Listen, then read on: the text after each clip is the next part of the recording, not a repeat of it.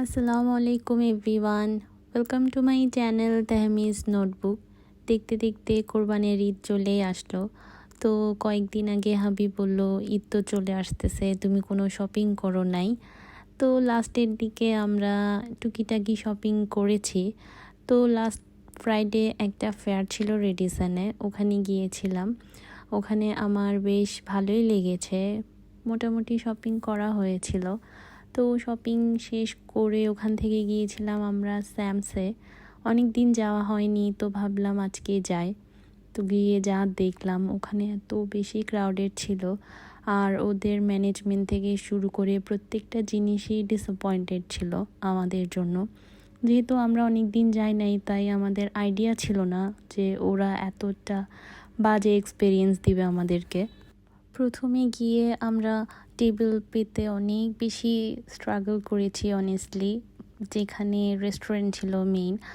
Actually আমার জানা মতে পুরোটাই রেস্টুরেন্ট ছিল, কিন্তু গিয়ে যা দেখলাম ওরা একটা পাশ রেস্টুরেন্ট রেখেছে, মানে এমনি যারা কাস্টমার যাবে ওদের জন্য, আর একটা পাশ অনুষ্ঠানের জন্য করেছিল, যেটা আমার জানা ছিল না। সেদিনই গিয়ে দেখলাম এমন অবস্থা। তো যাওয়ার পর টুকিটাকি খাবার অর্ডার করেছিলাম। থাই স্যুপ নিয়েছিলাম, ফিশ অ্যান্ড চিপস নিয়েছিলাম, তারপর নিয়েছিলাম ওদের মোহিতো।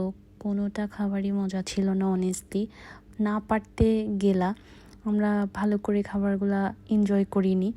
তারপর সেদিনের মতো বাসায় চলে এসেছিলাম।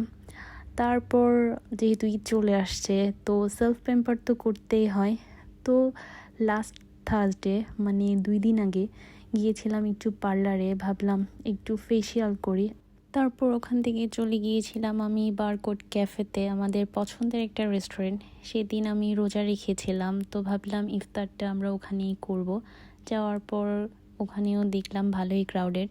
তারপর একটা টেবিল খালি পেয়ে আমরা বসে গেলাম, খাবার অর্ডার করে দিয়েছিলাম। খাবারে নিয়েছিলাম আমরা থিক থাই স্যুপ, তারপর নিয়েছিলাম চিটং স্পেশাল পিৎজা, মিন্ট লেমন, আর লাস্টে নিয়েছিলাম একটা তুলসী টি, যেটা রোজা রাখার পর ইফতার করে সবারই খেতে হয়, ম্যান্ডেটারি।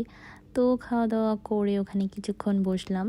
বারকোড ক্যাফের সেকেন্ড ফ্লোরে বীর চট্টলার নতুন আউটলেট ওপেন হয়েছে লাস্ট 2 দিন বা 3 দিন আগে। আমি আর হাবি ভিডিও দেখে খুবই ক্রেভ করছিলাম যে ওখানে যাব। তো গিয়েছিলাম আমরা অ্যাকচুয়ালি বাসার জন্য খাবার টেকওয়ে নিব। তো গিয়ে দেখলাম ওরা এত সুন্দর করে খাবারগুলা সাজিয়ে রেখেছে, আমার দেখতে এতই ভালো লাগছিল। যদি আমি ইফতার না করতাম বা নিচে খাবার না খেতাম, আমি মাস্ট এই অড টাইমে একটু করে হলেও ভাত ভর্তা ট্রাই করতাম। তারপর আমরা ওদের ডেজার্ট সেকশন থেকে একটা গোলাপ জামুন অর্ডার করে দিয়েছিলাম, যেটা খুবই খুবই মজা ছিল। তারপর গিয়ে আমরা আমাদের খাবারটা অর্ডার করে দিয়েছিলাম। উইদিন 10 মিনিটস আমাদের খাবারও রেডি হয়ে চলে এসেছিল। এরপর আমরা বাসায় চলে গিয়েছিলাম। আমি তারপর দিন, মানে ফ্রাইডেও রোজা রেখেছিলাম, সেদিন বাসায় ইফতার করা হয়েছিল। আল্লাহ হাফেজ।